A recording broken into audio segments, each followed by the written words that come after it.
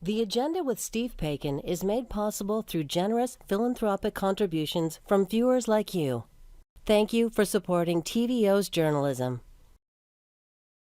One thing that the candidates for the leadership of Canada's Conservative Party would likely agree on, that whom they choose will be consequential for the future of politics in this country. Tonight, in what we hope is just the first of the contenders to visit, former Quebec Premier Jean Charest explains his view on that and why he is decidedly not a hyphenated Conservative. Then, as Ontario's current COVID-19 response looks more like Sweden's approach, we'll assess that country's pandemic track record. It's Wednesday, April 20th, and that's ahead on the agenda.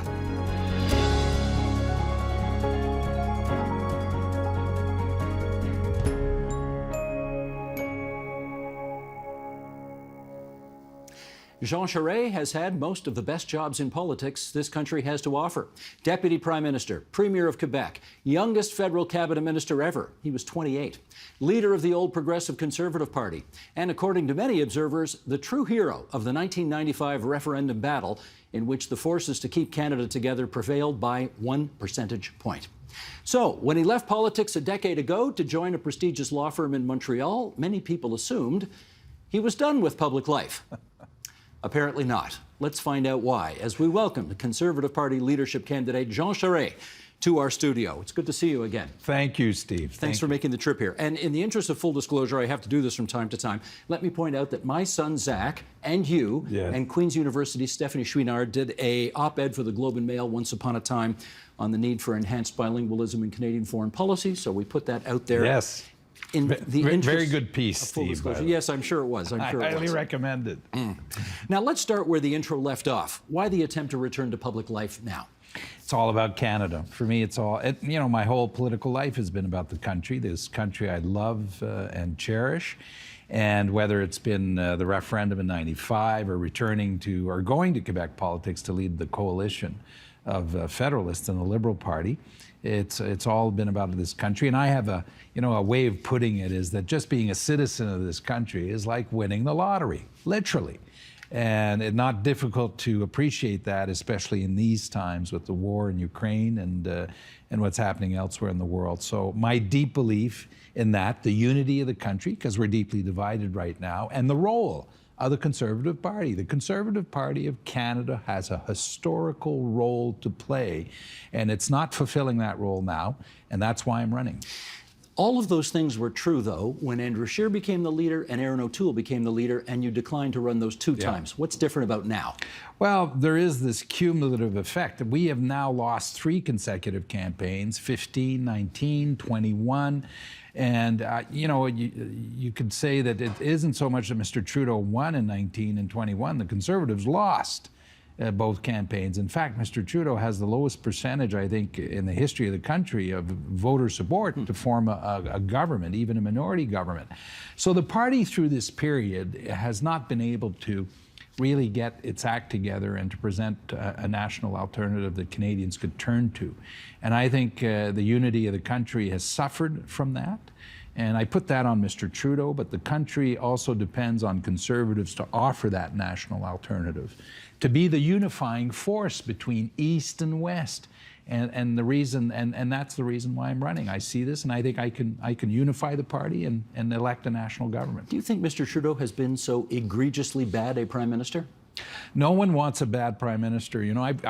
We've been around a long time, and I care about the country. I want the prime minister to do well, no matter who that person is. Frankly, I want the country to do well. But we are way below our potential. And I don't think Mr. Trudeau has been offering the country the kind of leadership we need, and whether economically, for example. It's all been about spending, and we did have to do a lot of spending during COVID. But now's the time to pull out of COVID, to look ahead, to start to promote policies that grow the economy and that unite the country. And on that count, I think the country can do much better than what Mr. Trudeau's been offering. Given that the President of the United States is 79 years old, I'm hardly going to sit here and say, are you too old to do this job? Because you're only 63. But you have been away from the political stage for a decade. And there will be many younger people watching us today who simply don't know much about you. So we're going to, in an attempt to help them understand who you are, do a bit of lightning round here on on what kind of conservative you are. Why don't we start with that? How would you define your conservatism? Well, I'm not a hyphenated conservative. Let me start there. And I have real problems with identity politics, which has been a big part of Quebec politics. I'm a conservative who believes in a number of core values. Now, let me name them. I'm a fiscal conservative. You know, when Mr. Legault came into government after 15 years of Liberal government, he was left with an $8 billion surplus, Steve. You'll Premier of Quebec. Yes, and a higher credit rating in Quebec than Ontario. I believe in a market-based economy. I believe in economic policies that promote economic growth for the purpose of increasing the amount of money people have in their pockets. I believe in supporting families. I believe in the rule of law, law and order, which is a strong conservative value and a value on which I diverge from Mr. Poilievre because he chose to support the blockades, which I find really objectionable. If you're someone who makes laws, change laws, you cannot support people who break laws. And the other value that is very much a Canadian conservative value is federalism and the way we have operated the country, the way we have practiced federalism with a premise of respecting the jurisdictions of the provinces. And we are the party that has had that ability to make our federal system work. So those are the basic values in which I believe and govern my whole political life, no matter where I was. Okay, so you're pro-family. Does that mean you're a social conservative? It doesn't mean that I don't define myself as a social conservative, though I do have a lot of respect for those who may define themselves that way because they're faith-based individuals, they believe in their family and communities, they're extraordinary people. But I don't hyphenate myself in that way. The values I've just described are the ones that, but I am a big believer in family. And by the way, social conservatives have a lot of great ideas to contribute on how we could support and further support families that we all need to pay attention to. How about legislating on abortion? Would you do that? Well, no, we're not going to return to that issue, and that's an issue we've dealt with. But again, I'm very respectful of those who may consider themselves as being social conservatives, though I don't want to hyphenate myself. Neither, by the way, in this race do I want to, return to what we had in the past. That's not what this race is about. Well, I don't know this, but I bet the majority of conservatives are pro-capital punishment. Would you entertain the option of bringing that back? Not at all, and I voted against capital punishment in the House of Commons. And so, but a political party, Steve, is a living institution.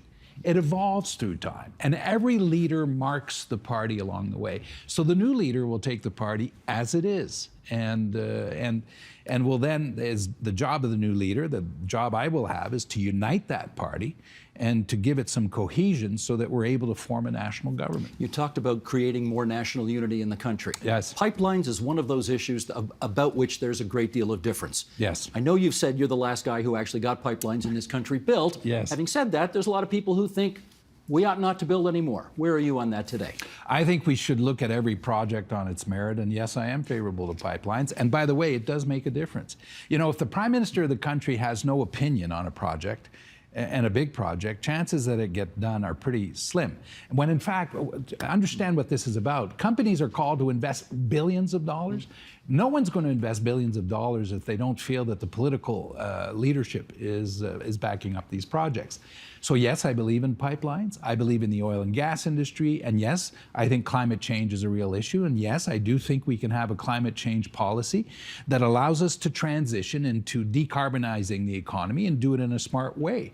And yes, I do believe in pricing, putting a price on carbon. That's all part of the things that we can do and that I have done in the past. Quebec has a carbon trading system with California that works fairly well, but that's for Quebec. It's not necessarily what should be applied elsewhere in the country. So those are the things that I believe in, and I just think we need smart leadership to get us from point A to point B. What does a price on carbon mean to you? Well, what it means is it's letting it's a very conservative approach, by the way, to dealing with climate, because it means you let the market operate in the choices that individuals will make. The current climate tax, or the current one, I would not have gone through with the increase of the 1st of April that Mr. Trudeau did. And I would revisit our climate policies and the carbon tax to make sure it's adapted to every province. And we'll come out with that during the leadership campaign. I'll speak to that with more detail so that people know exactly where we stand. The idea is that carbon pricing cannot discriminate against rural Canadians. It cannot be a wealth transfer tax from one part of the country to the other. It has to be simple. It has to be flexible and smart in the way that it is implemented so that we transition while using oil and gas. You know, Europe put out their policy on transition where they very clearly say we are going to use nuclear and natural gas. Now, if they do it, so can we. And what we should do is a comprehensive policy that supports carbon capture and storage, hydrogen, green, blue, biofuels, and small modular reactors. That's the comprehensive approach we need to take. Do you worry that you're offside from the majority of people in your home province of Quebec who tend to be anti-pipeline and who are not big supporters of oil and gas? I've been criticized since the beginning of this race. I did an interview in French radio a few weeks ago where the interviewer, a very popular show, said he was disappointed that I was favorable to pipelines, disappointed that I am favorable to the oil and gas industry. But you know what? If we are going to get things done, we need a leader in the party who's able to stand up in Quebec and say, these are the things I believe in. The problem part of the problem, Steve, is that we haven't had someone in Quebec who's spoken to these issues, who's championed these issues and said, here's why we should do it. Now, the war in Ukraine has brought forward two very real issues. One is security of supply, which no one thinks about unless there's a crisis, but that's a job for governments. But that, all of a sudden, Canadians realize, well, here we have something we should attend to and make sure we have security of supply. The other issue is that we could have very well be an alternative to supplying oil and gas to Europe had we had our act together and done pipeline projects. And now the cruel situation we're in is that Europeans are indirectly funding Russia to attack Ukraine. And so all of a sudden, there's a different view on these issues that we need to speak to if we're going to make better choices. If you were the Prime Minister today, how would Canadian policy vis-a-vis this war in Ukraine be different? Well, I would be very, very committed to giving lethal weapons to Ukraine. I think we have to do as much as we can. As much as I dislike the idea of lethal weapons, because it's just the reality of war, that we need to support Ukrainians in fighting back against Russia. But we're not very well equipped to do that because we have not really had a strong defense policy in the last few years. It's been very weak. The other thing is support by any other way through financing. And the third thing is refugees and being very, very much a helping hand for those Ukrainians who need to be supported as they find refuge and security. Some of them may choose to come here, and we have to be respectful of the fact they may choose to come here for a short period of time, a medium. We need to understand their particular circumstances. Some of them may choose to stay on forever, and that would be an extraordinary gain for the country. But those are three areas in which Canada needs to play a role. We are now going to find out how much of a sense of humor you have, because one of the realities of politics today, which did not exist when you were back in there in the 80s and 90s, is, holy smokes, social media. It's a whole new kettle of fish. Yeah. And here was your first attempt at it when you announced your candidacy. Sheldon, roll it, please. To all my followers who are joining us now, welcome. And welcome to this leadership campaign for the Conservative Party of Canada and for the future of Canada. We hope that you will follow us, but even better, join our team and join a group of men and women who are built to win. Now, the wonderful thing about social media is that almost instantly, millions of people tell you what they think about whatever it is that you do. Isn't that great? And the near unanimous verdict on that was terrible. That was not very good. Now, no. Why did you guys put that out? Well, because we wanted to launch the campaign. We had decided. It's one of those things that happen. You decide you're going to launch the campaign, and you go ahead and do it, even if you're not as prepared as you should have been. Frankly, that's the simple reality of it. And then I announced it that day in Montreal. And I did an interview and then flew to Calgary because we wanted to make a point about me running for the whole country, not just part of the country. And so we did that. And then I came back. We went to British Columbia, came back, and then I get COVID of all things. Right. So which was fine. I've been fully vaccinated, and it was like a bad flu.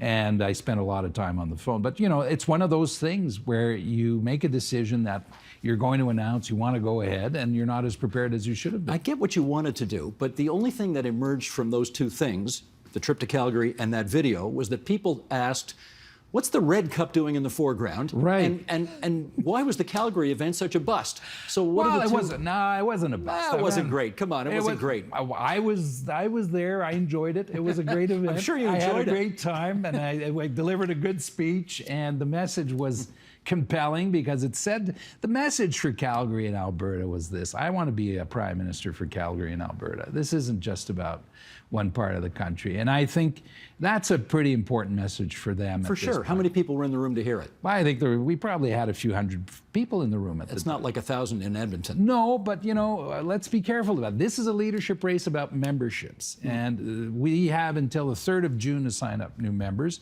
and the campaigns are taking different approaches. Let me remind you, the front runners in the 2 last campaigns lost. True enough. And True enough. you, at the end of the day, it's about getting new members to sign on, come in, support you, and also getting those who are already there to also support me in the campaign. And on that front, we're doing very, very well. Well, since I took a shot at you there on your social media, I feel an obligation to show the other side, which is you guys got the hang of it eventually. And when Tom Brady retired, Yes, and then unretired as quarterback of the Tampa Bay Bucks, go ahead, Sheldon, put this up. He came back with a tweet saying, you know, I'm coming back. And you said, I feel the same way, Tom. There you go. So you're back in the game as well. The fact is, every objective observer says Pierre Poilievre is running circles around everybody else in the race as it relates to social media. And whether we like it or not, that's where a lot of people go to get their political information nowadays. Yeah. Are you worried you're being left behind? I'm the underdog in this race. I know that. I've been the underdog all my life. I've never run a race where I had the wind in my back. It's the way I am. And I used to joke for the Quebec media that I wasn't good at winning polls. I'm better at winning election campaigns. So I'm fine with the way things are right now. And Mr. Poilievre can run his campaign. At the center of it all, though, is a choice. I mean, do we want American-style politics here? Do we want wedge politics? Do we want, you know, attack dogs and the kind of politics that Americans practice, or do we want to be Canadians? That's the basic. And a lot of people watching this leadership race, who may or may not be conservatives, intuitively understand that the choice will be consequential for the country. I will either go down one road or the other. I stand on the side of Canada, and I want to be a Canadian conservative. And that's a distinct choice in this leadership campaign. Do you think Poilievre equals Trump in this race? I wouldn't compare him to someone else. I think he is who he is, you know, and he made choices. One of them is supporting the blockades. Frankly, I don't think a person who has the privilege of making laws and changing laws can actually treat the laws of the land like a buffet table where you choose what you like and you don't like. That's not part of the job. In fact, it's a higher responsibility and a very critical one. And you need a leader who has the judgment to resist what may be popular and do what is right. But his pitch is freedom. His pitch is, I'm going to make this country the freest in the world. Well, I'll give you an example on that. Bill 21 in Quebec. I was premier when it was suggested that we outlaw religious symbols, and I said no. And it would have been more popular for me, Steve, to say yes. And I said no, as a question of principle. That's a question of leadership. Now, on Bill 21, when it came out, I said publicly that I was opposed to it. And this was way before the leadership race. I've taken a position in Quebec that's unpopular, where I've said that if this goes to the Supreme Court of Canada, that my government will speak to it. Mr. Poilievre talks of freedom, but he says he will not defend Canada in the Supreme Court of Canada or Canada's position. So what does freedom mean if that's his position? If it's just a word, it's not very significant. That's a major difference between him and I. We don't have time here to go through chapter and verse of all of the things that you may have done during the decade that you were in the private sector, but I would like to pluck one thing out. And I know you've spoken about this before, but again, a lot of people will not have heard about it. Your law firm represented Huawei, the Chinese-owned company. at the time that the two Michaels were incarcerated unjustly in China. And I guess a couple of questions on that. Number one, do you think you have a problem with conservatives today, given your work for Huawei then? Well, the two Michaels were the subject of a government-sanctioned kidnapping in China, to be very clear. And and there was never any doubt about that. And in the work that I did with Huawei and with Veena Najibullah, who's the wife of Michael Kovrig, with whom I had a lot of interactions, we worked hard so that we could sort that out and get the two Michaels back. And I'm proud of that. We did that. I did that work. And she confirms that, by the way. For the rest, I never did or represented anyone whose interests were contrary to the interest of my own country. And that's the basic rule. I don't have to. I don't need the work. I don't need the money. You know, in anything that I've done, I've always respected the fact that whatever I am involved in, it's always aligned with the interest of my own country. Otherwise, I wouldn't do it.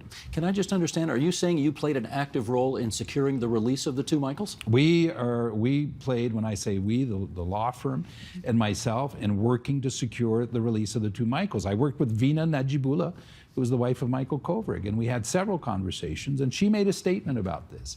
So, and of that, I am proud. And I have never refrained an instant from criticizing the communist regime or the Chinese regime in China. Whether during this whole episode, you know, whenever asked about China, I gave my frank opinion without any other consideration that what I thought was the interest of Canada. All right, last couple of minutes here, so we'll do a little bit more housekeeping. You've said you're making a comeback into public life. Yeah. Is that only if you win the leadership? I'm going to win the leadership. We'll take this a step at a time. I'll win the leadership and then lead the party, and that's what we need to do. That's what I'm focused on. But if you don't win the leadership, are you committing to running for the Conservatives in the next election? I'm going to win the leadership, Steve, and that's it. So if somebody else wins the leadership, what are we saying? We'll take this a step at a time. I'm going to win the leadership of the party, and I will lead the party into the next campaign. Okay. We know you and Patrick Brown are close friends, and we know that in part because he had a poster of you on his wall as a teenager in his bedroom, which is a little bizarre, but anyway. Would you have anything to... I understand what you're saying in terms of the role you think the Conservative Party of Canada ought to play in the unity of the country and offering an alternative to the current government, etc. Could you have anything to do with a Conservative Party that was led by Pierre Poilievre? I'm going to give you, I can only give you the same answer and tell you that I'm going to win this leadership race, and I care about the party, and I want to lead it into a national campaign with a national government. Now, on Patrick Brown, there was this stories that said we had some sort of an agreement or deal, and that's not true. There is no deal. The members of the party will decide who the leader is. I've known Patrick for a very long time. He started in politics with me as a young Conservative, and we've stayed in touch over the years, and I have a lot of respect for him. So it's a good thing that he's in this race. I think he'll make a very substantial contribution to the race, and I wish him well. And in the interest of full disclosure, there's a book out there about his life, which my wife wrote. So I put that on the record for people's edification. You have an active family, Steve. Apparently, which gets me in trouble from time to time. Monsieur Charest, we thank you very much for coming into the studio. We don't have guests in the studio very often, maybe hardly ever over the last 2 years. So we're happy to have made an exception for you and wish you well on the campaign trail. Thank you very much.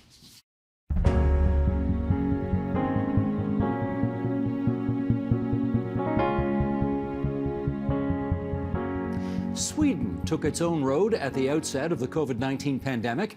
Now, more than 2 years on, some here in Ontario feel that we're increasingly on the same path the Swedes took. With us now to understand what they did and whether such a comparison makes sense, let's welcome, in Tel Aviv, Israel, Lena Einhorn, former virologist and physician and author of Among Hobby Epidemiologists and Expert Authorities, a look at the Swedish pandemic. In Mississauga, Ontario, Suman Chakrabarti, infectious diseases physician at Trillium Health Partners. And in Ontario's capital city, Stefan Baral, professor of epidemiology and director of the Key Populations Program at Johns Hopkins University's Center for Public Health and Human Rights. and Susie Hota, Medical Director of Infection Prevention and Control at the University Health Network and an Associate Professor of Medicine at the University of Toronto. And we're delighted to welcome all four of you to our program tonight. And let's just set up our conversation by reading a few quotes about the approach Sweden took, its so-called more open approach to COVID-19. Here we go. This past February, an independent commission created by the Swedish government said Sweden's broad policy was, quote, fundamentally correct, and that it meant that citizens retained more of their personal freedom than in many other countries. An article published this past March in an academic journal said the Swedish response to this pandemic was unique and characterized by a morally, ethically, and scientifically questionable laissez-faire approach. There was more emphasis on the protection of the Swedish image than on saving and protecting lives or on an evidence-based approach. And finally, in December of 2020, Carl XVI Gustaf, the King of Sweden, said, I think we have failed. All right, some very different views there on how it went, so let's get your views now. 2 years on, how would you characterize Sweden's approach to handling COVID-19? Stefan, start us out if you would. Sure, yeah, and I think just for context, I'm both Swedish and Canadian, so I grew up in Sweden, and my mom was there throughout the pandemic. So that's just sort of all my family. In fact, I have no Canadian family other than us here. So just to say that's the perspective I bring.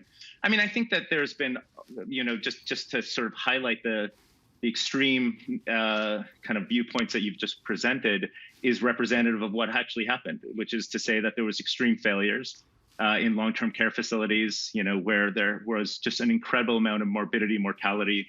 There's been clear failures in terms of protecting folks who are most marginalized based on how they live and how they work, particularly in Stockholm. But I think there was also certain elements of the response that are worthy of note in terms of their rapid enactment of paid leave from day one for folks who didn't have it. Other elements that try to address some of these inequities that have been pervasive really around the world. So I don't think it's possible. I think Dr. Einhorn wrote a whole book about it. You kind of need a whole book to describe the complexity of it. But I think to say that this pan perspective from just truly a terrible response to an excellent response, I think is representative of the complexity of public health responses, which are really kind of in the weeds of did they do well in long-term care facilities? Did they do well in occupational health settings? Did they do well in hospitals, for example? Okay. And vaccination programs. So. I'm not going to ask Dr. Einhorn to replicate every nuance of her book right here, but if she could characterize how she felt Sweden did, that would be helpful. Terribly. I mean, it's, I would say, first of all, the first quotes you had there from the Commission, I don't think it's representative of the Commission because the Commission was actually a breakthrough. The Corona Commission was sort of started by the government reluctantly after pressure from the opposition, and it gave two partial reports and then the final report the day after the invasion of Ukraine, which meant it sort of went a little bit under the radar. But they have been devastatingly critical. Now they've put up some positive on the one hand, and that was one of the quotes you used, but then follows 90% of devastating criticism. So to me, who has been very critical, I would say the Commission was the light in the tunnel and really turned it around. I would say there's only one thing that is brought up about Sweden that they, is sort of a consensus that maybe there Sweden did right and others did wrong, and that is that children went to school for the first wave. Otherwise, I don't think there's anything good that really can be said about the Swedish pandemic, and we can get back to that. I can give examples of that. Sure. Well, let's get the view from this side of the Atlantic Ocean, and we'll set it up by saying, Susie Hota, obviously, you weren't there, you were here, but from what you saw over here as to how they were doing it over there, what conclusions do you come away with? I think, from my viewpoint, it was an optimistic approach from the early stages of the pandemic. And there was a lot of uncertainty that we were dealing with. And, here in North America, well, at least in Canada, we did take more of a precautionary approach in the very beginning because it was dealing with the unknown, and perhaps also colored by experience with SARS-1 the first time around. So seeing other countries that took a more open approach, it's a different one. Whether one's better than the other or not, I think we can have, as was mentioned earlier, long conversations about it. We've all had some shortcomings in our approach, and we've all done some things well. So that's my approach. I think it's very hard to summarize it in one sentence. Understand. Suman, how about you? Your view of the Swedish attempt essentially to try and stay as open as possible under the circumstances? I'm of the opinion, of course, I don't know the nuances as well as they do, but the thing is that when you look at it, I think in the long run, I think that overall it was the better approach. But, of course, in certain areas, it is much more nuanced and much more complex where there were failures, for example, in long-term care.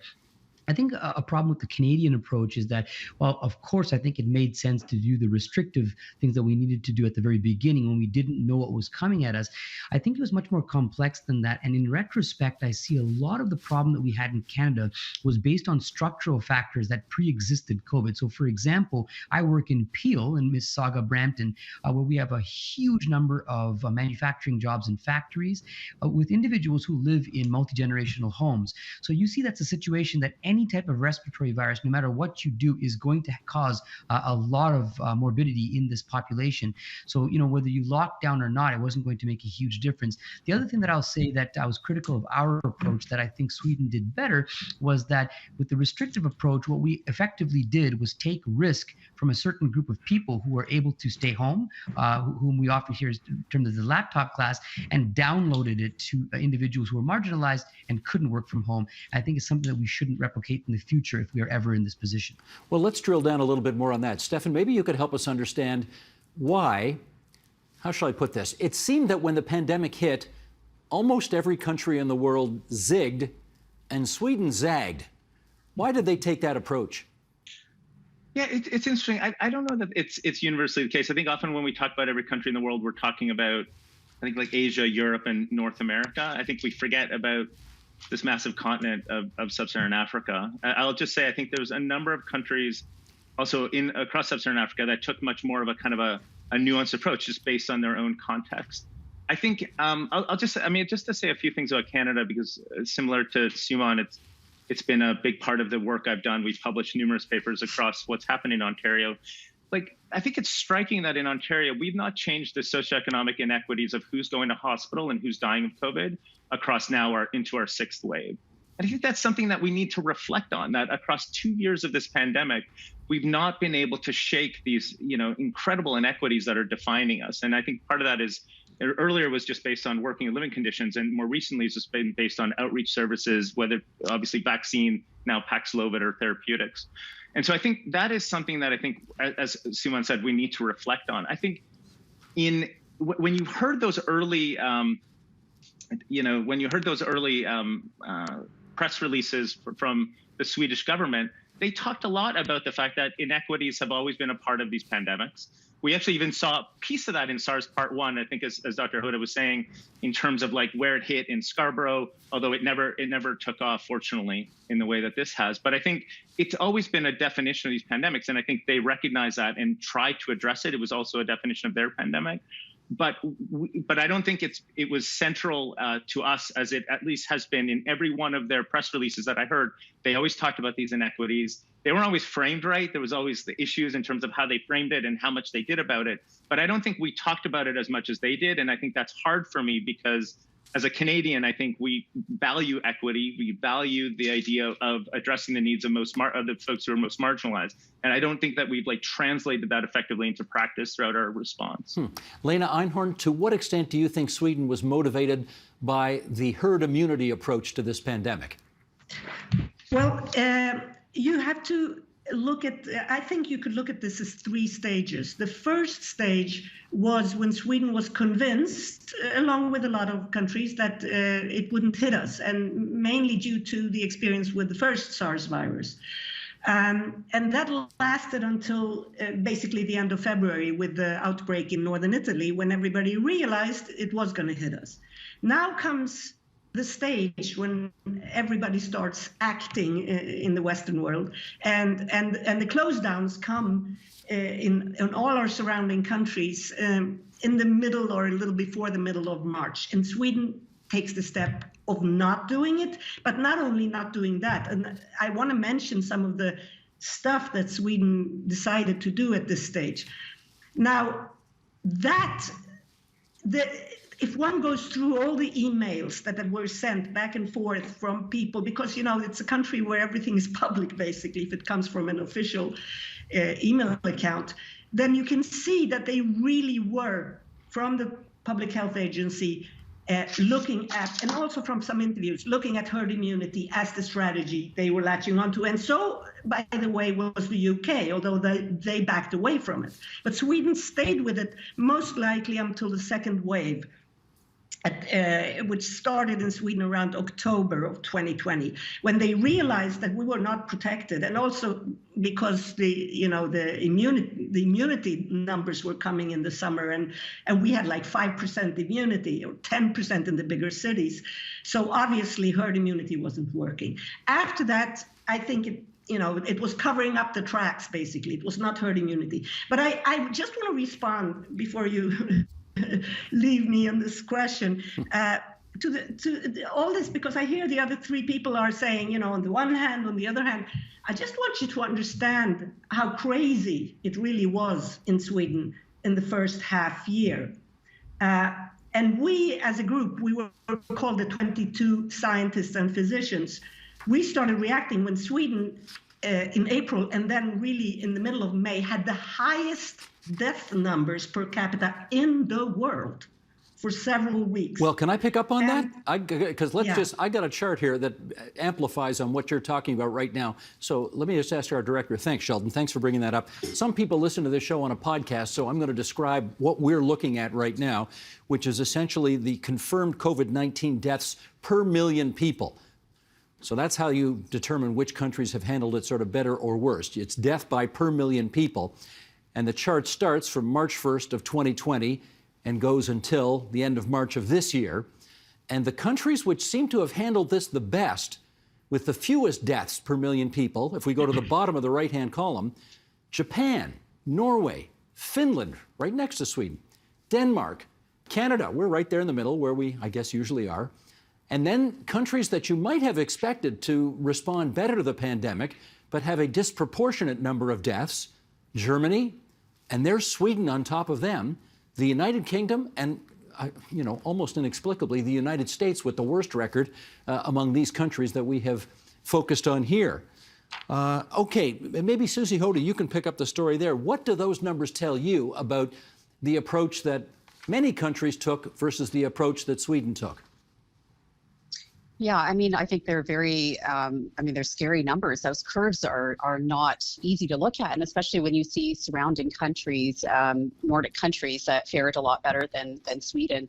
I mean, when you think about what the goals are of, a pandemic, managing a pandemic, you're trying to protect society as best as possible. And, the economy can recover. Deaths are not recoverable. And I think that's why so many countries were motivated to put in the lockdowns and the mandates and the strict restrictions to try and protect society, because especially in that first wave and even the second wave, in many parts of Canada, we also experienced, dizzying numbers of deaths, particularly in our more vulnerable and elderly populations. And that's easier to defend to people. I think we can live with the short-term pains of lockdowns to know that we're protecting people, or we're trying to protect people who are most vulnerable. And I'll make another comment as well. We're focusing on deaths right now, but there are a lot of people who got sick and have had consequences of this infection. And our healthcare system, speaking back to some of the points that were made earlier, we have structural failures that have been uncovered by this pandemic. Our healthcare system here in I'd say across Canada, not just Ontario, is not resilient enough to deal with too much of an additional stress. And we've seen that time and time again with each wave. And that's a huge motivator for having to put into place some of these blunt, strategies that nobody likes. Nobody likes restrictions. However, they can be very effective at helping us to manage. Well, Sumon, do you want to follow up on that? Does that chart suggest to you that Sweden's approach, while more open, did result in more people dying. Yes, one thing I will say, I think this has been a common theme throughout the pandemic, especially looking at these kind of snapshots in time, in seeing these charts and looking at that, one country did this, one country did that.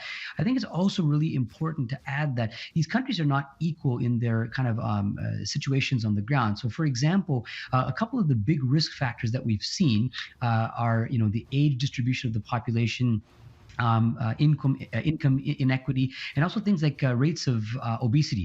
That was another big risk factor seen for deaths and morbidity in different countries.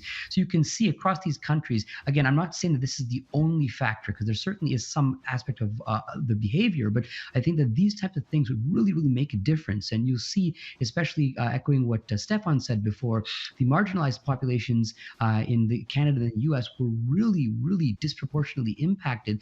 And overall, the determinants of health in these populations are those that will, tend to do worse with infectious diseases, for example. So I think that these charts don't give you that nuance that you need. I don't want to say that there were places that I think did do things that were good and things that were bad. But I think overall, what we should do is look back on the last 2 years and learn from it, whether we're in Canada, Sweden, Finland, or what have you.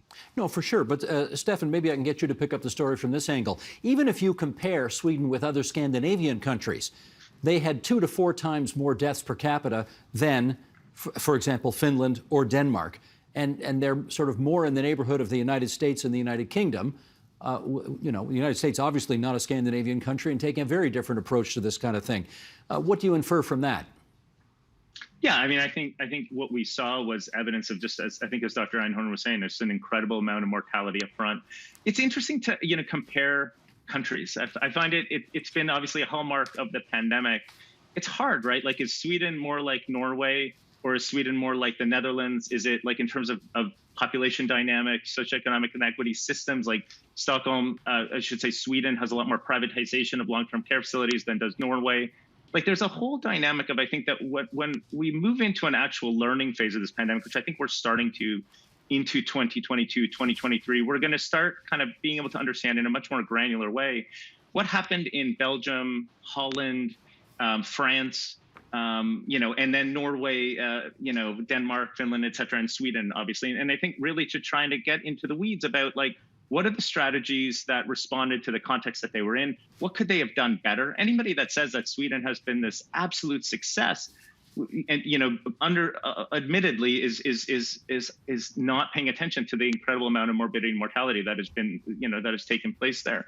And so I think that it's just critical that we move into this learning phase to see, what did they do? What were the elements of their response that were helpful? What were the elements that were wrong? Like, and I think we could get into lots of details, because we've also been studying this. We had a group at one point of Nordic scientists that were just more empirically studying, like, in a very granular way to define each of these strategies. So I think that's what we have to do. I always say that, like, comparing Sweden to Norway is to some extent comparing, like, US to Canada, where we are neighboring, but we are fundamentally different in terms of our values, our social cultures, our social systems, and our structures. And so I think that, like, geography is one element, but there's just a much broader element of, like, the details of how the systems work in order to protect folks versus putting them at risk. I appreciate that distinction. Lena, I'm going to get you to react to this quote that I'm about to read from the Swedish journalist Johan Anderberg. It was published earlier this month, and here it goes. When the results of the first COVID wave began to be tallied, there were different ways of measuring the devastation. One way of looking at the pandemic was to focus on how many people died. Another was to try assessing the complicated impacts of the various measures taken to combat the virus. For those who preferred the first perspective, there was plenty of data to lean on. Meticulous records of the death toll were being kept in most countries. It was a lot harder to measure the consequences of the lockdowns. They appeared here and there as scattered anecdotes and figures. Could you react to that? Okay. You know what? I'm going to try again to react to a former question, which I was never gotten to. And I want to do it because, I hear some, relativization, Sweden, Norway, Netherlands. When you eat an orange and you spit out a kernel, whatever, a pit, there's a connection between the orange and the spitting out of the pit. I just want to list some of the things that Sweden did in the early phase, uniquely so. Now, we talked about herd immunity, but the problem we've had is that it's not only a laissez-faire strategy, it is a we will never admit a mistake strategy. That is fundamental. And Sweden very early on, and with good cause, said this does not spread pre-symptomatically. It does not, because they compared it to SARS-1, which did not. But most countries in the world abandoned that. Sweden did not. They maintained it does not spread pre-symptomatically. And what is the result of this? The result is that there was no masks used anywhere. I'm saying anywhere. It took a whole year before doctors and nurses in hospitals started wearing masks. People became infected by their, eye doctors. This is how crazy it was. Another example of how there's no pre-symptomatic spread affected the spread was that you were not allowed to stay at home if somebody in your household was sick with COVID. If you were a kid, you had to go to school. If you were an adult, you did not get whatever you call it when you get paid for being sick or staying home. So people were encouraged to go to work and school if someone in their household had COVID. And there was no testing outside of the hospitals and care homes, which means that Sweden had the lowest degree of testing in all of Europe for the first number of months. I just want to put this in context because these are crazinesses. This is outside of the realm of most countries. So in Sweden, it took a whole year before anybody started wearing a mask. Okay, I'll answer your question about Johan Anderberg. Johan Anderberg is one of the people who has written an excellent book where he really more or less proves that Sweden had a herd immunity strategy, but he ends up by saying that Sweden did the right thing because we had basically freedom, we maintained freedom. And that is very, very important. And so I would say, yes, I agree with him to the extent that you have to judge what's more important. Is death more important? Is freedom more important? Or all other aspects, if you keep kids home from school and they suffer, is that more important to not have that than deaths, So it's always a comparison. What is important in a society? And, Sweden have had 19,000 deaths in a population of 10.3 million. All right. Well, let me follow up with Susie on that. I guess on the one hand, measuring the number of deaths is a very sort of simple empirical way to measure how devastating a problem has been. It's a little more complicated to measure the effects of, lockdowns, restrictions, and so on and so forth. Is that part of the difficulty in figuring out who's sort of right and who's wrong on this one? Absolutely. Deaths are very tangible. You know what a death means and what it represents. When it comes to lockdowns, they're not all the same. Lockdowns represent a number of different interventions that are applied to varying degrees in different countries. And so I think there are some pieces of it that may be easier to study and understand better. For example, the impacts on children and lost learning and social development challenges and things like that. Impacts on mental health. I don't know if we'll ever be able to capture that to the degree that we need to, but certainly it's had an impact on mental health of populations in general. Economic losses, a little bit easier to measure perhaps, but maybe not on a micro level as much, more on a macro level. But there are probably a number of other experiential things that we just don't capture. And, maybe decades from now, we'll start to get some of those anecdotes together, but they're equally important. I don't see this all as just about freedom. I think the experience is really important to capture. Does it end up balancing out in terms of death and morbidity and people having long COVID symptoms that they have to deal with the rest of their lives, et cetera? Well, I think that's a big challenge to try and weigh. I'm more leaning at the side of, the health of our population that we can measure and that we're seeing in front of us is, an impetus to actually act. And when you see hospitalizations and long-term consequences and deaths, it's really hard to ignore that. But at the same time, we can't stop thinking about some of these other consequences. Yes, Suman. Can I make one short? I'm promised one short comment. Everybody talks about lockdowns as the alternative to the Swedish strategy. That's not what the lack of a lockdown is not what created the high death numbers in Sweden. I mean, our surrounding countries had very short initial lockdowns. What created the difference was the refusal to use the easier tools of management, like household quarantine and masks and testing. Those were the things that created the big difference. All right, Suman, maybe I could get you to follow up in as much as obviously freedom is a highly important value, but so staying alive. So, is it a slam dunk that for the countries that got more people through it alive, they win? I mean, can you make that conclusion? Yeah, and again, I think that that's where the intangible aspect of this is very important. Again, as Susie mentioned, that it's easy to measure death, but not so much the impacts of the unseen impacts of the lockdown. And I think that's what the problem is that, as actually Stefan mentions, is public health is something that's really hard. It's not easy to do, or it would be, everybody would be doing it. I think that the one thing that I have learned looking back in the past 2 years is that we also have to have a level of humility, is that we don't actually have a lot of control over a lot of things. There's certainly things that we can do to help. And of course, vaccination was one of them, protecting the elderly, like PPE and quarantine in especially the high-risk populations. But a lot of what we were doing, I think, was under the guise that this is going to help. I think the masks were one of those things where masks certainly have a certain type of benefit, but I think people were messaging this and using this as an impenetrable shield that was going to protect us from everything. I'm not saying the people here, I'm just talking about the way that it's perceived in the public. And looking at that, I think in many situations, we got to the point where we were putting a lot of stress on one type of intervention. We're actually undermining the confidence in others, such as the vaccine, that, people that were fully vaccinated were still deathly afraid of getting COVID. And a lot of that had to do with the fact that we were trying to, I think, in many ways, I'm talking about here in Ontario, trying to micromanage everything. So I think that, again, I love the idea that this is the learning phase. Hopefully we do learn. And again, whatever approach that we took here is not going to be the optimal approach for other places because of just underlying differences. All right, with less than 5 minutes to go here then, let's do one more round. Stefan, start us off here.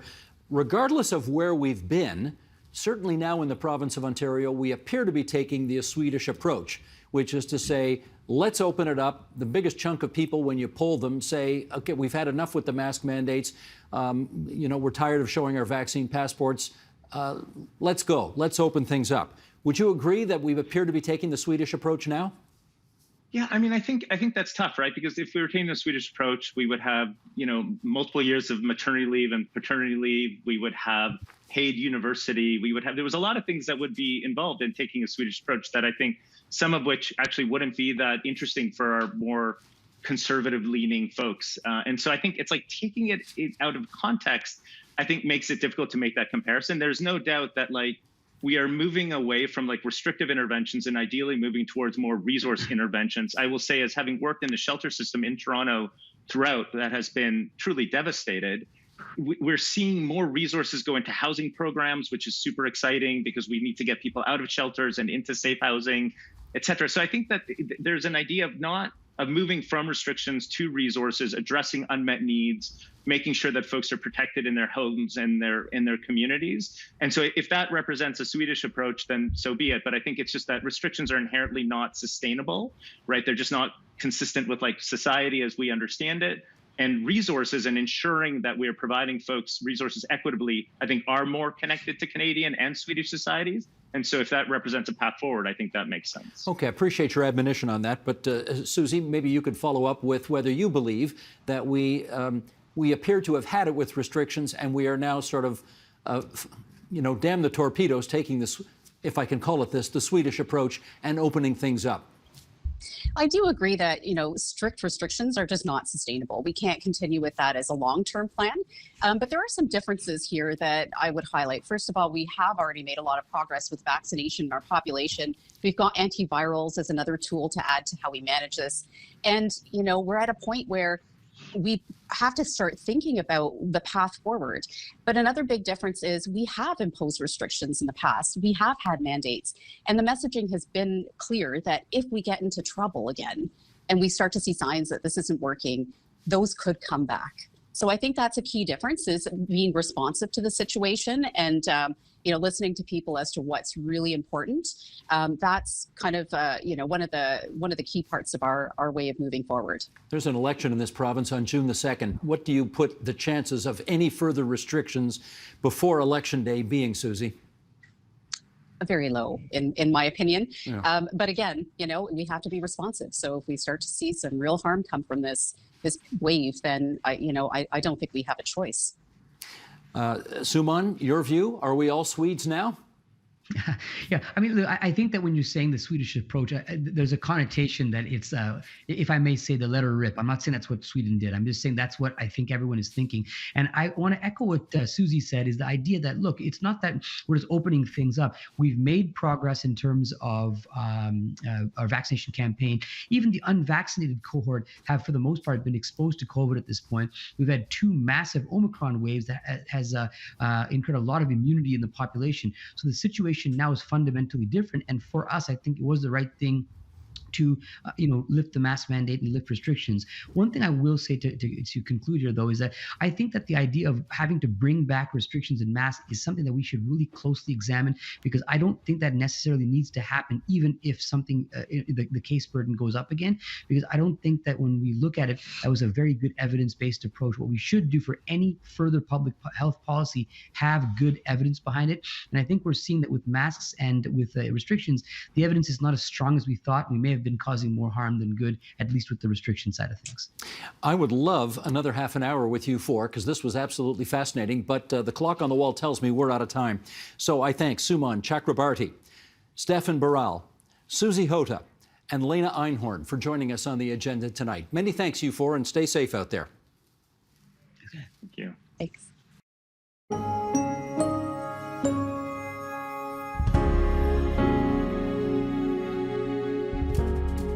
And that is the agenda for Wednesday, April 20th, 2022.